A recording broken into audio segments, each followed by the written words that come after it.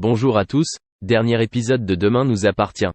Notre actualité du jour portera sur Demain nous appartient, 1633, Damien est pris en flagrant délit. Laure a crié de panique. Ayant un cahier en main, il l'a analysé au commissariat. Roxane l'a surpris. Damien l'informe que le carnet contient une liste de bijoux volés par Alban. Cela semblait confirmer qu'il était complice. Roxane a accepté d'aider sa collègue à explorer cette voie à condition de respecter un cadre procédural. Pendant ce temps, Jordan a été escorté hors de l'hôpital par la police.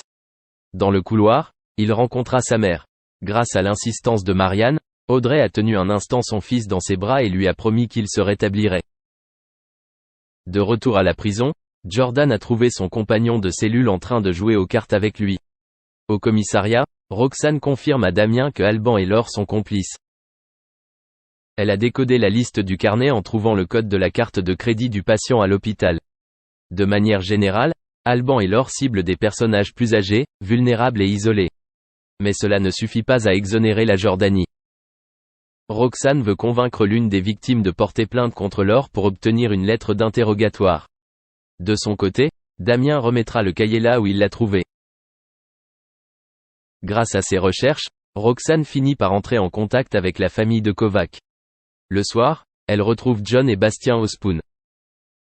Ils ont expliqué que la grand-mère de Bastien, qui avait récemment développé la maladie des Alzheimer, était en effet très proche de Laure et que depuis qu'elle était hospitalisée, ils avaient remarqué qu'elle ne portait plus de bijoux.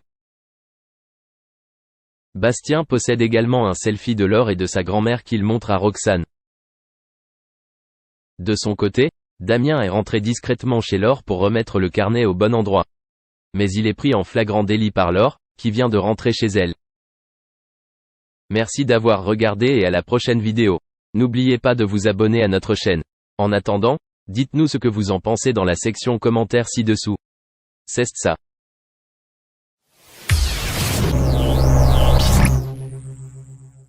Deux chanteurs de la trempe de la star de la chanson Serge Gainsbourg et son ex-compagne, la chanteuse britannique Jane Birkin savent de quoi ils parlent en matière d'attitude et de talent.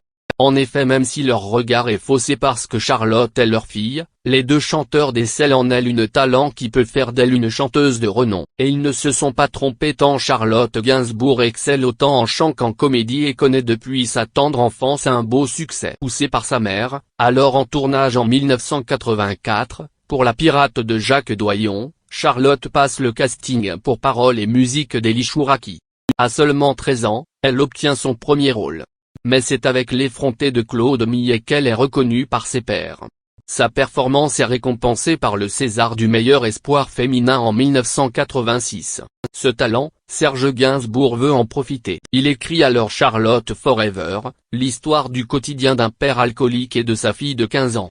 Le tout est bien évidemment saupoudré d'une ambiance incestueuse qui n'a pas manqué de faire scandale à l'époque, puisque Serge joue le rôle du père et Charlotte celui de la fille. 2 ans après la chanson Lemon Incest, qui avait connu un scandale similaire, Serge Gainsbourg choque encore.